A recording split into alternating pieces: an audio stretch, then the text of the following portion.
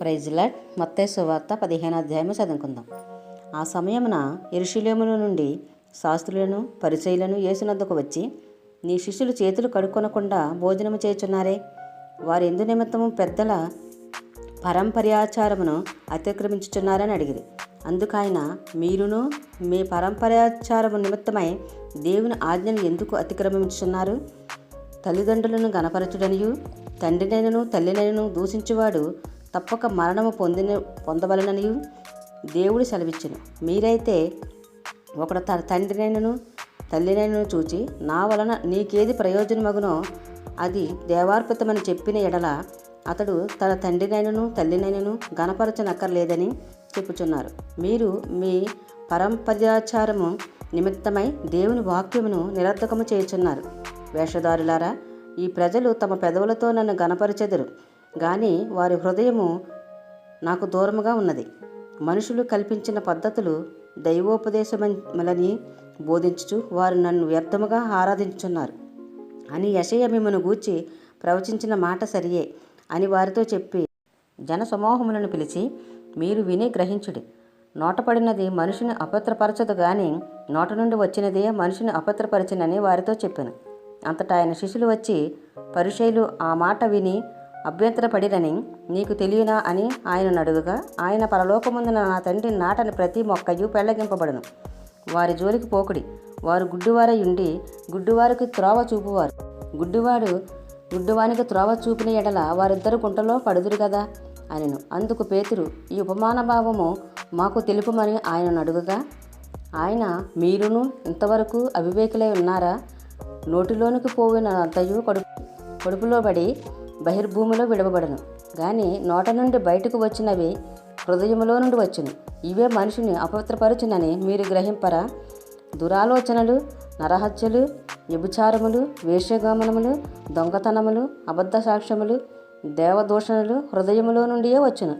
ఇవే మనిషిని అపవిత్రపరచును గాని చేతులు కడుక్కొనకయు భోజనము చేయుట మనుషుని అపవిత్రపరచదని చెప్పాను. యేసు అక్కడి నుండి బయలుదేరి తూరు సీదోనుల ప్రాంతములకు వెళ్ళగా, ఇదిగో ఆ ప్రాంతముల నుండి కనాను స్త్రీ ఒకటి వచ్చి, ప్రభువా, దావీదు కుమారుడా, నన్ను కరుణింపుము, నా కుమార్తె దెయ్యము పట్టి బహు బాధపడుచున్నదని కేకలు వేశాను. అందుకైన ఆమెతో ఒక మాట అయినను చెప్పలేదు.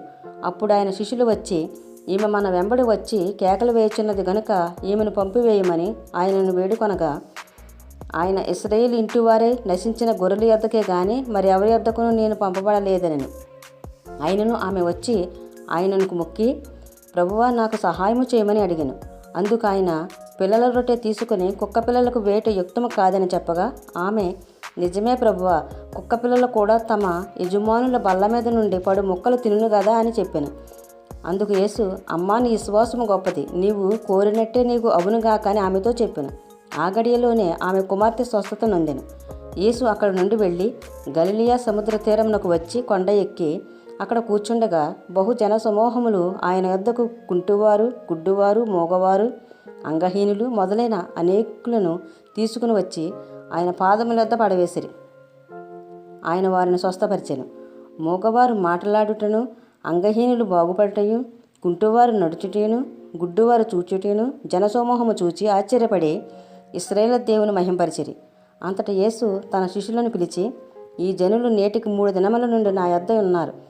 వారికి తిననేమీ లేదు గనక వారి మీద కనికరపడుచున్నాను. వారు మార్గములో మూర్చపోదురేమో అని వారిని ఉపవాసముతో పంపివేయటకు నాకు మనసు లేదని వారితో చెప్పగా, ఆయన శిష్యులు ఇంత గొప్ప జన సమూహమును తృప్తిపరచుటకు కావలసిన రొట్టెలు అరణ్య ప్రదేశంలో మనకు ఎక్కడ నుండి వచ్చినని ఆయనతో అనిరి. యేసు, మీ వద్ద ఎన్ని రొట్టెలు ఉన్నవని వారిని అడగగా, వారు 7 రొట్టెలను కొన్ని చిన్న చేపలు ఉన్నవని చెప్పిరి. అప్పుడైన నేల మీద కూర్చుండుడని జనసమూహములకు ఆజ్ఞాపించి ఆ 7 రొట్టెలను ఆ చేపలను పట్టుకుని కృతజ్ఞతాస్తుతులు చెల్లించి వాటిని విరిచి తన శిష్యులకు ఇచ్చాను. శిష్యులు జనసమూహమును వడ్డించిరి. వారందరూ తిని తృప్తి పొందిన మీదట మిగిలిన ముక్కలు 7 గంపల నిండా ఎత్తిరి. స్త్రీలను పిల్లలను గాక తినిన వారు 4,000 మంది పురుషులు. తరువాత ఆయన జనసమూహములను పంపివేసి దోణి ఎక్కి మగదాను ప్రాంతములకు వచ్చాను.